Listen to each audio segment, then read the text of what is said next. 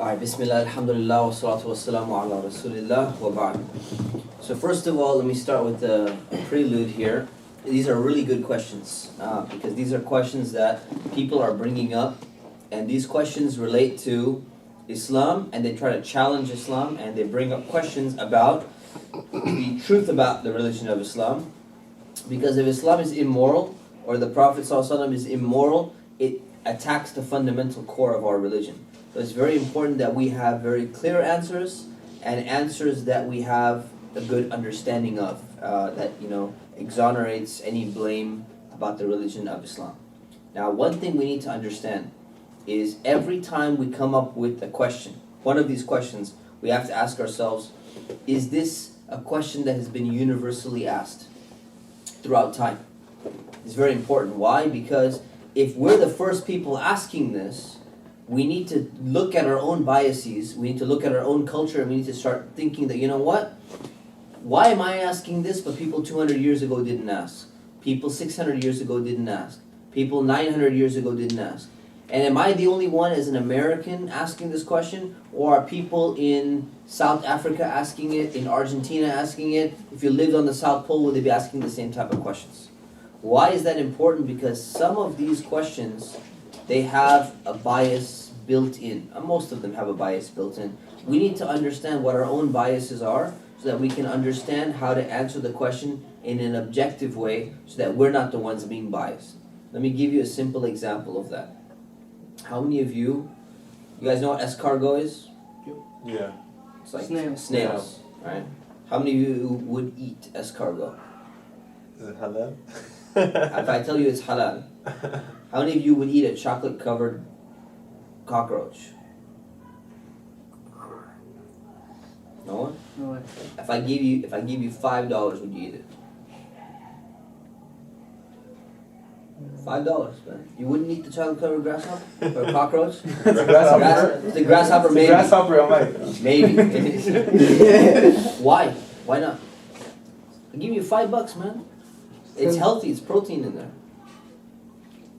80% of the world, 80% of the world eats insects. Do you know that? 80% of the world's population, they eat insects and they don't think they're gross. You guys aren't eating it because you think it's gross, right? Is that the reason? Yeah. Be honest. Yeah. Yeah, man. I wouldn't eat it either, man. I think it's disgusting. But you know what? That's a cultural bias that we have. And we have to understand when we're judging someone else, we're not judging those people and saying, these are disgusting people, man. They eat insects. They eat grasshoppers. You literally would have just judged 80% of the world's population and saying that, you know what? These are like just weird, strange people, man. Not from our perspective, but objectively, there's something wrong with these people. And that's a wrong thing to do. Not only is it a wrong thing to do, the Prophet ﷺ and the companions, they had the permission to eat locusts. It's something that's allowed in Islam. So you can eat you know what a locust is? It's like a grasshopper. It's like a giant grasshopper. Yeah, like a little bit bigger grasshopper. How many of you would try the grasshopper? If it's halal, like, Halal, you might. I'm gonna try it. Companions did it just Just to because the see. companions did it. Okay. Check. Anyone else would be down for it? If I brought some locusts here, next week, But it's I'd be like, put your money where your mouth. That's you it. had it, everything fine. It's all halal, 100% halal. You got some grasshoppers on the table right there. For $10. No, 5. I said 5, not upping. Staying at Staying at 5, man. No negotiations. Right? Is it cooked or no? Huh? Is it cooked or is it just raw? Cook is flavored, everything. No, not flavored. I'll fry it. It'll be fried. Yeah, flavored? No flavor though. No, not sure. You get the natural flavor. The natural flavor. Yeah, the natural. Organic. Yeah, we're gonna keep it very organic. How many guys would do it? Only one? Maybe. Right, so our biases are there. I want you to understand that, right? So you have to know that a lot of these things, if I give you an answer and you're still like, the answer is not 100% convincing to me, you need to stop for a moment and say, is it partly because of my own bias that I have? You have to always ask that question.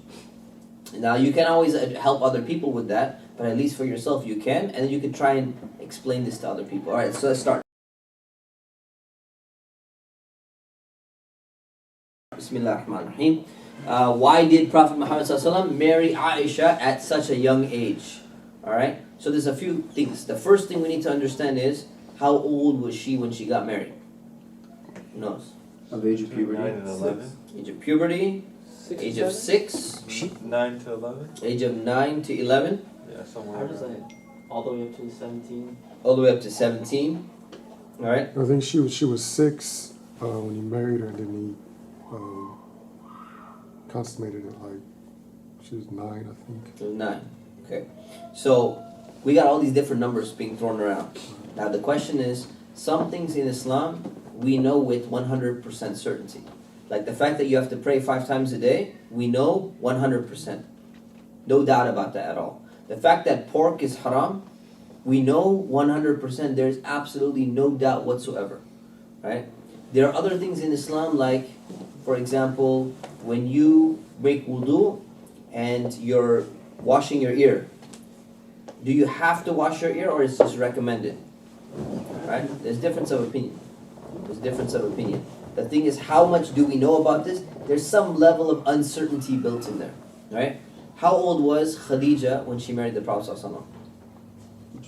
40. There's some level. Oh, 40. Same. 40? No, she looked older than She was older. She was older. Well, either she was 40 or she was 28. That's a huge difference, isn't it? Yeah. Right? So we don't even know with certainty his first wife exactly how old she was. Why? Because in that society, they didn't concern themselves with ages so much. It was not a big thing. They don't do yearly birthday celebrations. They're not so concerned about exactly how old someone is. So we have a few reports about how old Aisha is supposed to be. Right? She's either supposed to be 6 when she's married and 9 when she consummates the marriage. And consummating, not consummating the marriage and not living with your husband, but being married is basically equivalent to being engaged Yeah. in this culture. So we shouldn't even call it marriage, because when you say that's marriage in Arab society, it actually means almost like engagement, so that people can kind of relate to what we're talking about in this culture. So she's actually married at 9. Alright? She's actually living with him at the age of 9. Otherwise he barely even gets to see her, man. He's making hijrah and he's fleeing from the enemy and all that stuff, right? So one opinion is 9. The other opinion is like somewhere estimates between 16 to 18, something like that. There's a range. So let's say it's 16 to 18, 17 to 18, whatever it is. Is there any issue? No. The issue is done, right? So it's important to explain to some people who are having trouble with this that, you know what, that would resolve the issue in case that was her age. Let's assume that it was 9. Right? Let's assume that it happened to be 9, and now all of a sudden people have a problem with it, right? Why do they have a problem with it? It's like, that's too young. Why is it too young? Society. Besides society, why is it too young? Something seems too young about it. Puberty. She's usually not around the age of puberty. If she didn't hit the age of puberty, let's say we tell her for sure she hit the age of puberty at the age of 9. Culture? Huh? Culture. Mine is still not. Her mind is still not. So what's the issue with that? Maturity level? Right. So what's the issue with that? What's the issue with marrying someone whose maturity level is not that high? Hey, Oh, the guy has to deal with it, man. Oh, the issue, there's no issue. Is there an issue or there's no issue? People who see it from a non Yeah, that's what I'm saying. perspective, From that perspective, they might say like, oh, she didn't know what she was doing. she didn't know what she was like getting brainwashed into. or She was not able to make a correct decision about her Maybe life. She was forced. Yeah, exactly. Right. So she's making a decision at a level where she's not mature enough to make that decision, and that's unjust against her. Right. So what we need to understand, first of all, there's a few things. Number one, this was the norm in Arabian society to marry girls when they reach the age of puberty. What's the norm in our society? 18. 18. Right. You can't get married before the age of 18. What was the norm 50 years ago in some states around America? 15. 15. It was 12. 12. Right? Why? Because for them, they're like, same thing. If you hit the age of puberty, there's no problem, you can go ahead and get married. So number one, it was the norm in the society. Right? So why did he marry someone like that? He married it because it was just a normal thing to do. If you look at another country, and that country says you only get married at the age of 21. And we Americans are getting married at the age of 18, let's say, because that's the age here. They'll be looking at us and be like, So why do you guys marry at such a young age? It doesn't make sense.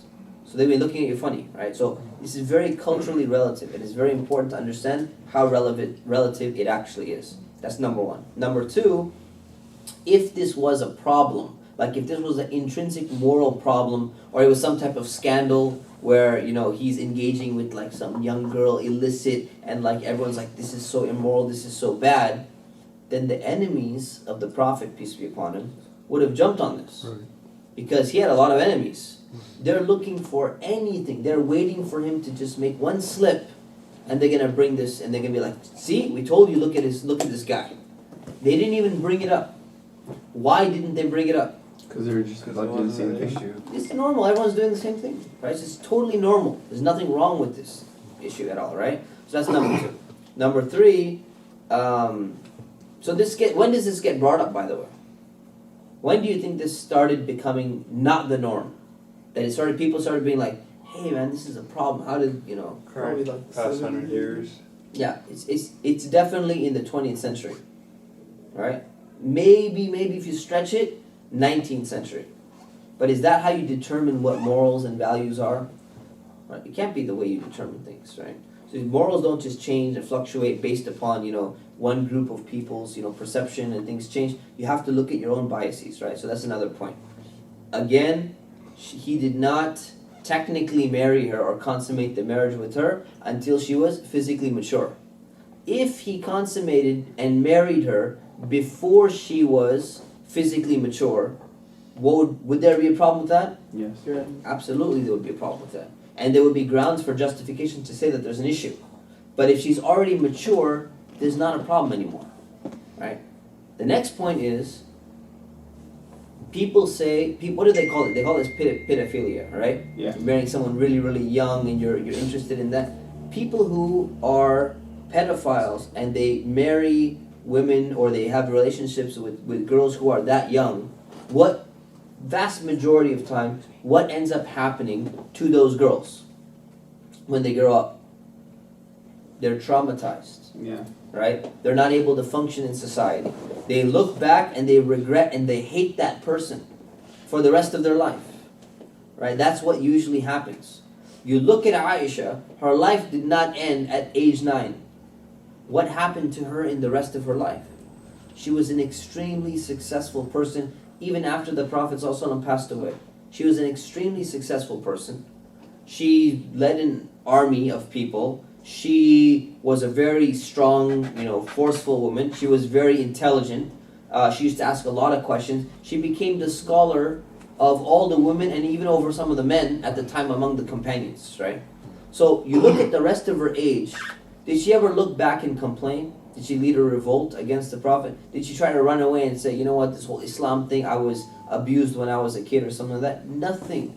So you analyze the rest of her life and it makes a big difference. It tells us about what she was really, what really happened with her. She had no issue with this at all. She never complained about it and said, I didn't get to make the right decision when I was young, or, I don't recommend other women do the same thing when they're this young. Nothing. Nothing like that along any of these lines, right? The last point I want to make in this case is, how old are girls today when they're having sex, when they're engaging in intercourse? 13. 15. 13, 15. When you were in middle school, were people sexually active? Mm-hmm. Have you heard about cases where they were? Yeah. Yep. A few. A lot. No. Now, yeah. When I was young. That's back in your days. A lot now, right? A lot now. And the thing is, why are they doing it? Because they're mature. Yeah. It's a problem because it's unregulated, they're not married, there's no responsibility, no family involved, all that stuff. But it's even happening in elementary school. It's happening in elementary school. I'll tell you guys a fact that I don't like to share very much, but before I started practicing Islam, I used to listen to a lot of stuff and all that. So there was something I used to listen to on K-Rock called Love Line. You guys are familiar with that? It's old, yeah. It's old, right? But it's Dr. Drew and all these guys, right? Exactly, yeah. So I used to, listen to it like regularly. The people who call in on that show, they tell how old he asks them how old they are, tries to give them advice and all that stuff. regularly, 10-year-olds and 11-year-olds are calling in on that show, and they're like, you know what, I had sex with my boyfriend, and I'm thinking, you know what, should I use this protection, or should I use this protection? What do you think, Dr. Drew? Dr. Drew will come and give his, like, medical advice. There's the other guy named Adam Carolla, he'd be like, making dumb jokes or something like that, which means, even if you didn't experience it, it was happening. Because these people are calling in, they're not pretending, these are actual kids who have actual problems, and they are sexually active. So you know that this stuff happens regularly, right? So there's not much of a difference. The only difference here is when you're doing it through the institution of marriage, and people are mature, and their families involved, and giving them guidance in terms of what to do and all of that stuff, it takes it to a whole different level. So it's not like in America, no one has any relationships before the age of 18. You can have whatever relationships you want. It's already happened. Everyone knows that it's happening. But they're like, no way you can get married until you're 18. So you can go ahead and have intercourse, have sex, but you're not allowed to get married, even if you wanted to. Right? This is a messed up system. Right? So keep that in mind when you're looking at this. So, any other questions about this? Yeah. Just wanted to make another point about it. You know, Muslims, we believe that the Prophet ﷺ was like the perfect human being because he came as an example for mankind. He had the perfect balance of attributes and so forth. And so, if you ask like a Christian person, would you let Jesus marry your daughter? You know, regardless of her age, if he comes up and says, I would like to marry your daughter, whether she's born or not, wouldn't you say yes? You know, and then the same goes for Muslims in their belief that the Prophet ﷺ was the best, you know, example, or he was the best example for us, and he was following the deen completely, so of course anyone would let their daughter marry him, and of course he'd do the right, you know, thing. Right, good point. All right, let's move on to the next point. Why are men allowed 4 wives and women only allowed 1 husband? Right? So first of all, let's look at it from the rational perspective. Okay, are there more men on earth or more women on earth? So more women on earth. All right. Why are there generally more women? There's a lot of reasons. War. In the past, there's been war. There's been reproduction. All that stuff. So historically, there's always been more women on earth because of the fact that men usually end up dying first in the wars and all of that stuff. So if you believe in only 1 man and 1 woman and they get married and everyone gets married across the board, you're going to end up with a bunch of surplus women who cannot get married. So what's going to end up happening? They either will never get to experience marriage because they're not allowed to have any relationship outside of marriage anyways, because that's not the right way in Islam. Or they're going to have to end up going into some type of, you know, prostitution or whatever it is. They're not going to ever be able to engage in a proper family relationship because the numbers are simply not balanced out, right? So that's one of the potential wisdoms why Allah subhanahu wa ta'ala allowed something like this. So that's number 1. Number 2, Allah said you're not allowed to do this unless you can treat all your wives fairly. So why did He allow polygamy in the first place? Or specifically what's called polygyny. Polygyny means men marrying more than 1 woman. Polyandry means a woman marrying more than 1 man. And polygamy is the term for both of these combined. It could be either one. So the more specific term would be polygyny. Right? So why did Allah allow this? Well, first of all, it's very important to understand the context. The context was the vast majority of people in the world in history were polygamous, or polygynous, meaning that men used to marry more than 1 woman in the vast majority of civilizations that have ever existed on the face of the earth, including Arabian society. So what did Islam actually do?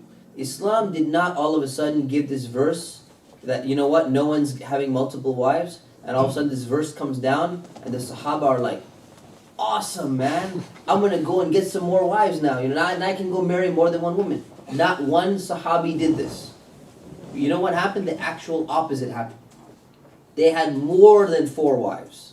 And it was totally normal. And all of a sudden this verse comes down and says you're only allowed to have a maximum of 4 wives. Christian conception of marriage.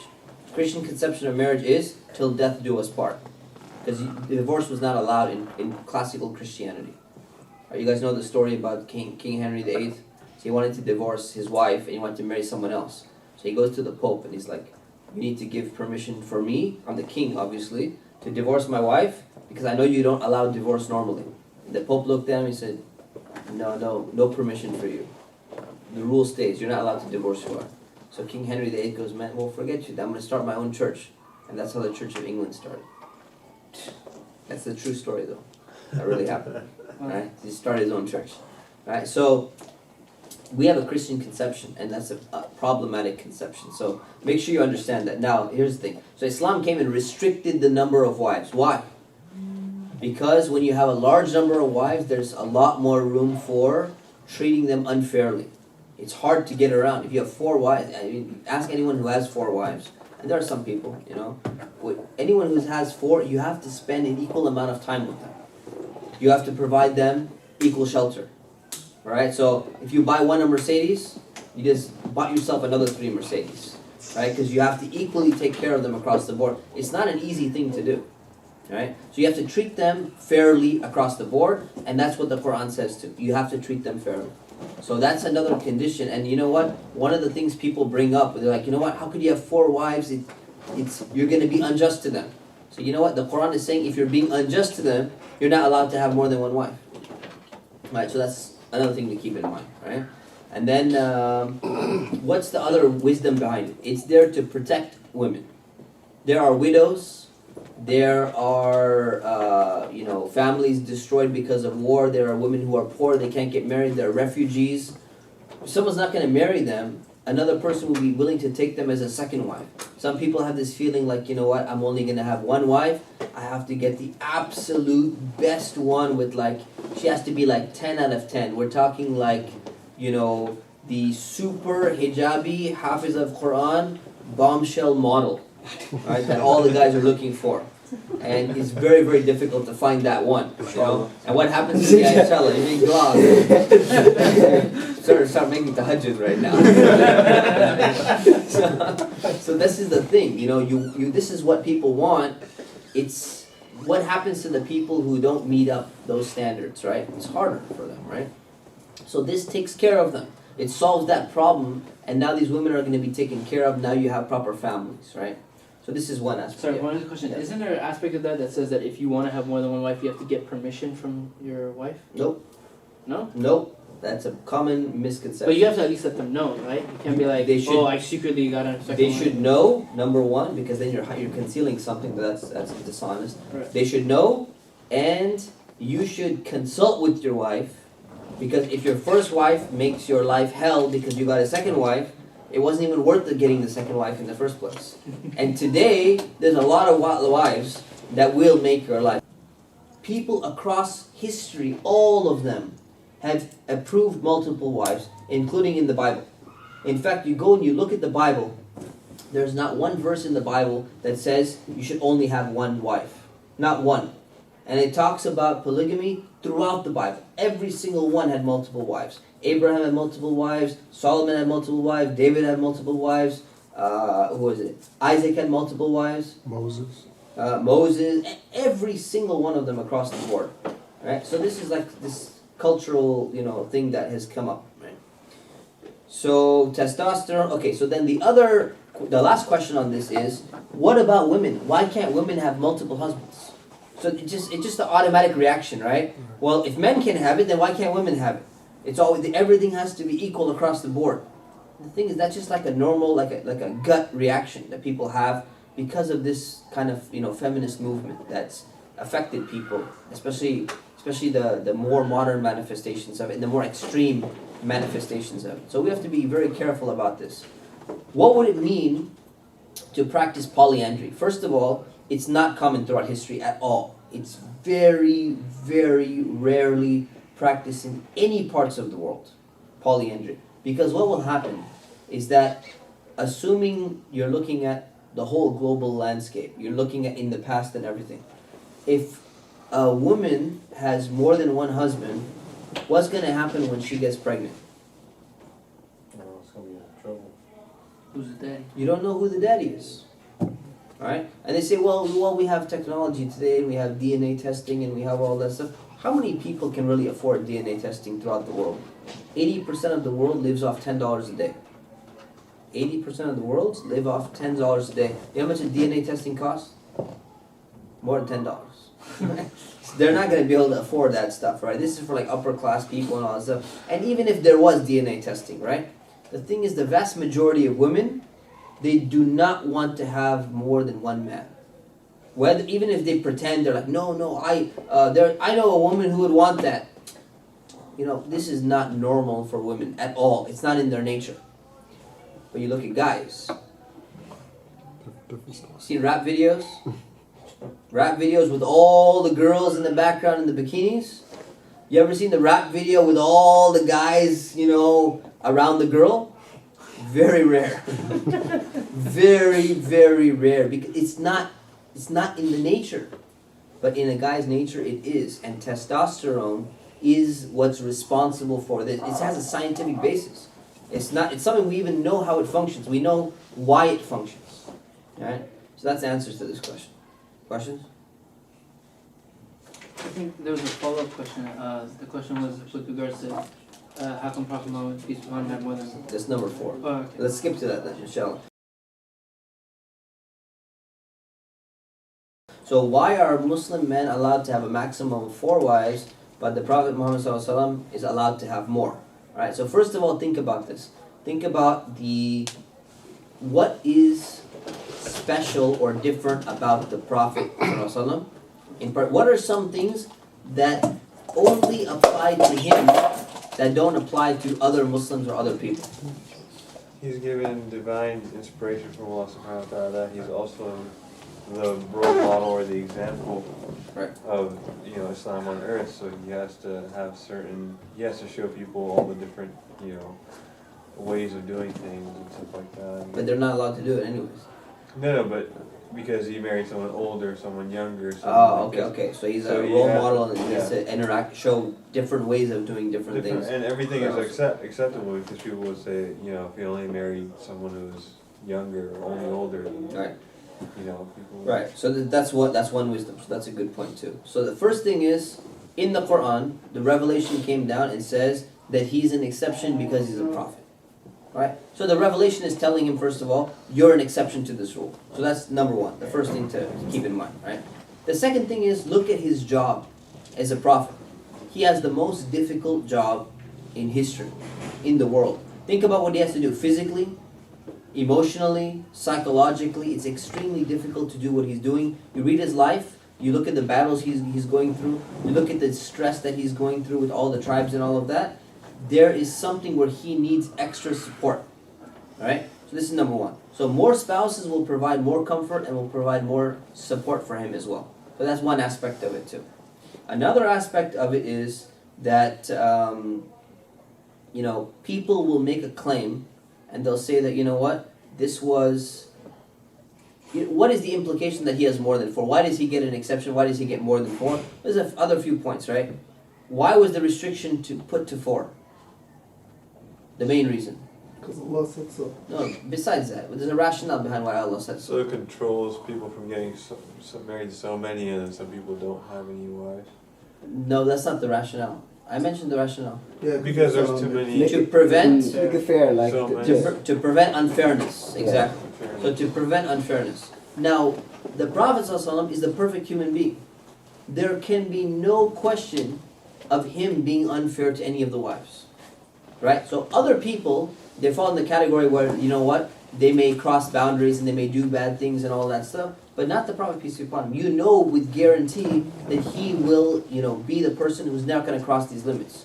So that's number 1. Number 2, what are other exceptions to the rule that the Prophet ﷺ did that other people didn't do because he's a prophet? He used to fast 2 days in a row. 2 days in a row without breaking his fast. Without eating anything in between. And he told his followers, you're not allowed to do this. Why? Because Allah takes care of me in a special way. Allah gives me a certain type of nourishment, but you guys will not be able to handle it, so I'm an exception to the rule. Now, if someone argued and says, he's making exceptions to the rule for himself, for his own personal interest, Does this look like a personal interest, exception to the rule? I'm gonna go another day without food.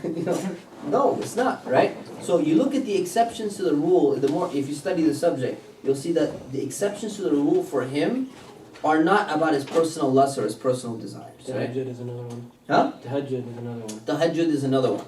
So the amount of time that he's gonna be praying, other people are not allowed to pray for that length of time. Because it's too much for them, they won't be able to sustain it. But he will. He has to pray tahajjud, right? I remember a statement from my ex. I never forgot it. She had some understanding in regards to it. She said to Rasulullah sallallahu alaihi wasallam, he said Allah did something for him. Allah, the angels took his heart out and cleansed it. So this made him like a stronger man. So this is how she looked at it, as him being able to stand for long hours for the salah. Who was this, by the way? It was my ex. Your ex. Yeah, Oh. but she had Okay. always something I remember from her. But she had Okay. like profound understanding, and it still stuck with me. That's a good point. So number one, he's different, right? Now what are some of the other justifications? What are some of the wisdom behind why he would give in something like this, right? Or how do we know? This question is all about. It's coming from an angle that, did he do it out of lust? Is he a womanizer? He just wants to have a bunch of women around him or something like that. The simple answer to that is, number one, you look at his wives. His wives were, for the most part, they were older than him. They had kids already, right? With the only exception of Aisha. So it shows you that the vast majority of times, it's not about lust at all. Because if it was, he's the prophet, he has so many followers, these followers would do anything for him. He could have went and chose the hottest of the hotties in that community, right? And no one would have said no to him, but he didn't do that, right? So he's not running after that. So that's one other point. Another point is, he married Khadija at the age of 25. He only kept one wife until the age of 50. Now, when are people most interested in women? Younger age. Yeah, between 25 to 50 is the peak time, man. Not after 50, all of a sudden you start going and marrying a bunch of women. This is not the peak time in terms of your hormones and all that stuff. This is not what happens. So he actually only had one spouse that whole time, 25 to 50, which was not even the norm, right? So it shows you this is not a guy who's all of a sudden going to start becoming interested in all this stuff after 50. There's another reason behind it, of establishing families, of serving as an example to his followers, like Ali Zain was saying, to show how you deal with different wives in different contexts and all of that stuff, right? So all of these marriages, they were very strategic marriages. They were not just all of a sudden, he's kind of like, talking to his companions, Abu Bakr, hey, what's going on, man? And all of a sudden, oh man, that girl looks good, man. Alhamdulillah. You know what? Hey, who's that? He's a companion, right? He's a Muslim, right? Hey, call him over here. Hey, man, I want you to give me your daughter in marriage. I guarantee you, the companion would never have said no. But he didn't do that. That's not how he married these women. So you go and you look at every single woman, how he married her, and in what context, and you'll see that's not the primary reason why he married them. Right? There's strategic alliances that he's forming with tribes by marrying some of them. Some of them are his friends. They come and say, you know what, Messenger of Allah, if you marry my daughter, it'll be like the best thing in my life. We don't do that anymore. Our culture has changed, right? You can't imagine your best friend going up to you. So, my daughter now, alhamdulillah, she's 20, and you happen to be like a 40-year-old guy, and you're like, you know what, man, we've been best friends for, growing up together and everything. I want to make our friendship stronger. I want to offer you my daughter in marriage, to take as your third wife. It doesn't happen in our culture, right? But that was their culture. That's the way it used to be. You'd go up to someone, you'd be like, you know what? I want you to marry my sister. I want you to marry my daughter. This is considered weird in the culture today. This doesn't happen regularly because culture has changed, right? That's the reason why he has an exception to the rule. Questions on this? How many wives did Rasulullah had? How many wives did he have? Yeah. I think it was like 11.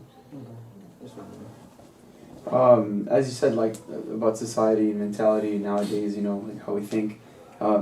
If we were to bring this conversation, that kind of the answer to other people, they'd say that women are being used as objects. You know, like you're just like, oh, this is my daughter. Oh, this is my thing. Just take her. Like it's just like an object. Because they can't understand any other context outside of their own thing. I mean, the answer to that, the simple answer to that would be, I mean, you know your best friend the best. You know what kind of character he would have. So you're gonna go and marry him off. You're gonna marry your daughter off to like some stranger who you're assuming that they're putting on a good front for you, and that's safer than you knowing the guy for like your whole life. Come on, it doesn't make sense, man. It's a very, very poor argument.